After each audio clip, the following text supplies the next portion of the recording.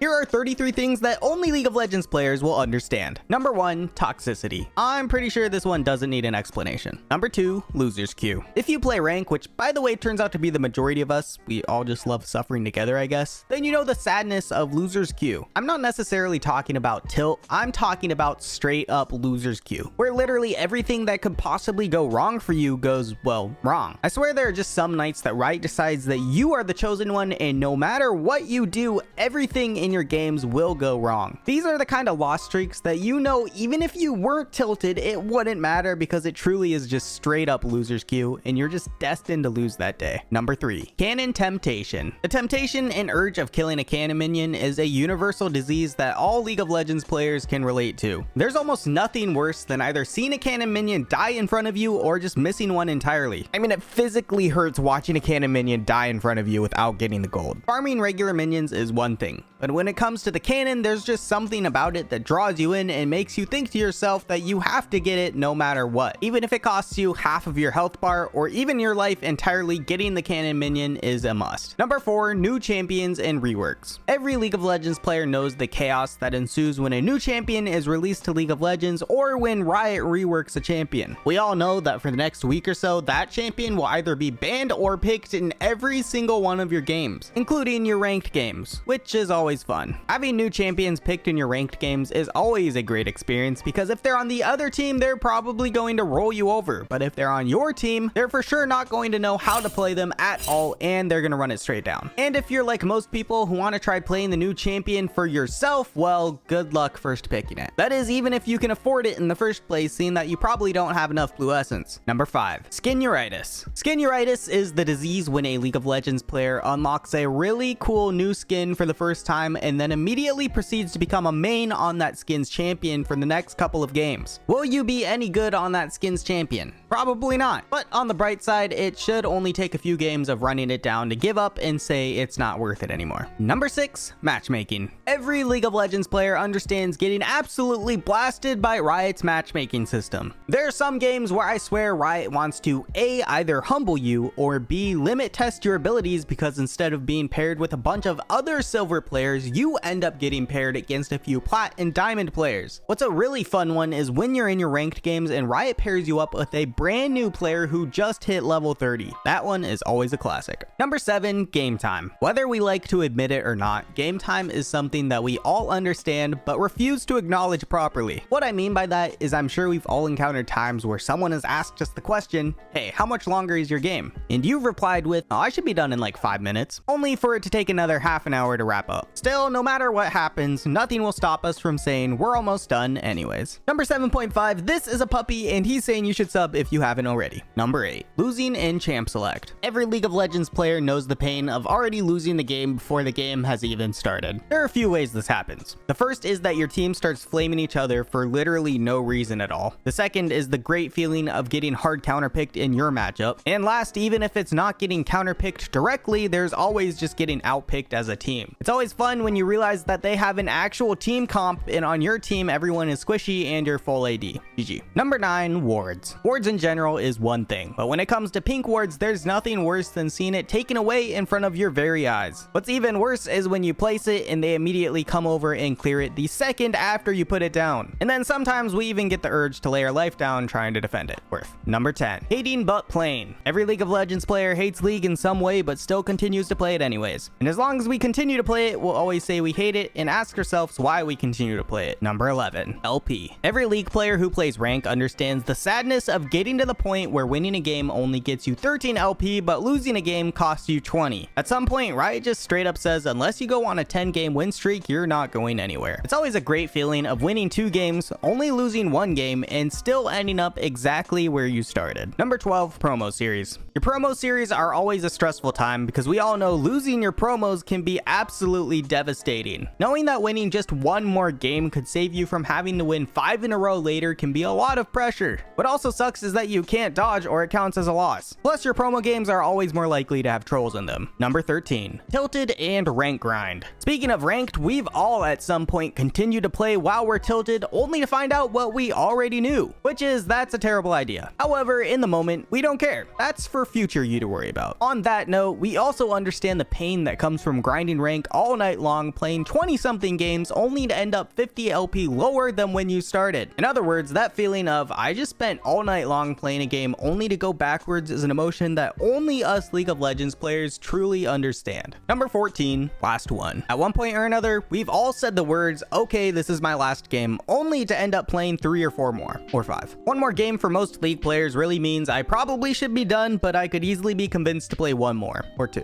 Number 15, can't end on a loss. This was also mentioned in my unspoken rules video, which you should go check out if you haven't already, but League of Legends players know that they can't end on a loss. You don't want to go to bed after getting absolutely rolled by a Yasuo. Of course, it usually ends up taking about 5 more games until you actually win, but that's irrelevant. If worst comes to worst, at least get a win on ARAM. Number 16, it's never your fault. When playing League of Legends, it's important to know that whatever you did, it's not your fault. And there's a chain of command when it comes to knowing who to blame here. And first in that chain of command is and will forever be the jungler. Whatever you do, no matter how bad it was, you can always blame the jungler. If you int 5 times in a row, you can blame the jungler. If you miss a cannon minion, you can blame the jungler. If you get an F on your midterms, how could it be anyone's fault but the junglers? I mean, even Khan had this to say. 여러분들이 지는 게 아니고 여러분들이 지면은 그거는 정글 탓입니다. So I just want to say one last thing to all the top laners in the world. Keep this in mind. If you lose, it's not your fault, but the jungler's fault.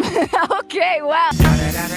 Number 17, not sleeping. I would say it's safe to say that most League of Legends players don't have a great sleeping schedule. And at one point in their life, if not all the time, most have also played all night long until the sun was up and the birds started chirping. And once you hear the birds start chirping, that's when you know you've really f***ed up. Number 18, runes. Let's be honest, you wouldn't be a true League player without at some point forgetting the right runes or summoner spells. As good as Ari Garen may be, it probably wasn't what you were looking for. Number 19, admitting you play League. League of Legends isn't exactly the game that I'd say most people show off that they play. If someone asks you what games you play, League of Legends isn't probably at the top of your list for first responses. Instead, sometimes I'd rather say Candyland or something. Number 20, Zhonya's. Every League of Legends player knows exactly how annoying this thing is. Number 21, 0 to 100 players. We've all experienced the fake dude who says good luck, have fun at the start of the game and then 5 minutes later starts cussing you out for absolutely no reason. It's honestly insane how fast some people can go from 0 to 100. Number 22, swapping lanes. We've all been in this scenario where someone says they're autofilled and then proceeds to ask you if you would swap. You have to then ask yourself the question, is it worth it? This really sucks because you know if you don't swap, then they're probably going to pick a troll champion and just straight up suck in general. Still, you have to keep in mind one of the best feelings in the game is also when you agree to swap with someone and then they proceed to run it down anyways in the role you just gave them. As the cherry on top, at some point they'll also probably start blaming you too, even though you gave them their role. Good old League of Legends. Number 23, AFKs and trolls. Yeah, I'm pretty sure I don't need to say much on this one either. Number 24, ARAM fever. I feel like we've all had the experience of playing a new champion on ARAM, doing really well with them, and thinking to ourselves,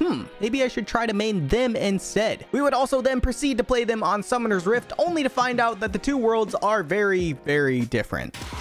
Number 25, the client. Every League of Legends player knows that the client in League of Legends is garbage, and it seems like it'll be staying that way for a really long time. Number 26, surrendering. If you don't want to get held hostage, you have to A, wait until the 20-minute mark because you're almost never going to get the 5-man surrender unless it's 100 to 0, and B, time your surrenders right after you get aced because even if you're down 1 to 20 kills, if someone gets one shutdown, that person will say no and think there's still hope. Number 27, flaming makes no sense. What's really weird when it comes to flaming in League of Legends is that the person who will get the most crap will be the person replying to the toxicity rather than the person who is actually losing you the game. For example, say the ADC said to the support, that hook sucked. If the support then replies, no, you suck, the two would probably be at each other's throat for the rest of the game. They'll then come up with a bunch of excuses on how the other one is losing them the game, like pinging each other's builds even if it makes complete sense. Meanwhile, they could have a 1 in 13 Teemo actually running it down in the top lane and they could care less about it. At the end of the game, the Teemo probably isn't even going to get reported. And ironically, the bot lane who actually did okay overall will probably report each other. Such is the world of League of Legends. Number 28, death by shop. We all know the pain that goes into getting killed while you're backing and have the shop open. And the same goes for chat. There's nothing like trying to type something and then trying to press your abilities but not being able to because the chat window is open. Number 29, abilities. The year is 2022 and these days League of Legends is full of some insanely annoying abilities and it's probably just going to get worse from here. Number 30, heal cuts. Every League of Legends player understands how much heal cuts suck, especially when you have champions like Kayn who can heal back to full with 1 Q. Number 31, throwing. It's almost impossible not to understand the feeling of throwing a game if you've played League before. The early game and maybe even the mid game goes so well for you that you're almost 100% sure that the game is already won, but suddenly the butterfly effect kicks in and your team starts running it down one at a time, all the way until somehow they end up coming back and your gold graph looks something like this. Number 32, updates. Every League player understands that sometimes the updates Riot does makes absolutely no sense whatsoever. The meme Better Nerf Aurelia is a perfect example of this. Sometimes there will be champions who are actually insanely broken in the game, to the point that everyone in the community would bet money that next patch that champion will get nerfed. However, instead Riot will say something like, let's nerf Aurelion Sol instead. Number 33, Teemo. People who don't play League and don't hate their life see this thing as fluffy and cute, but we as League of Legends players know better. We all know better. Thank you so much for watching. Let me know if I missed anything in the comments, and I'll see you next time. Thank you so much Joshy Poo, Stefan, and Senso for being tier 3 patrons, and thank you so much to my other patrons as well. Bye.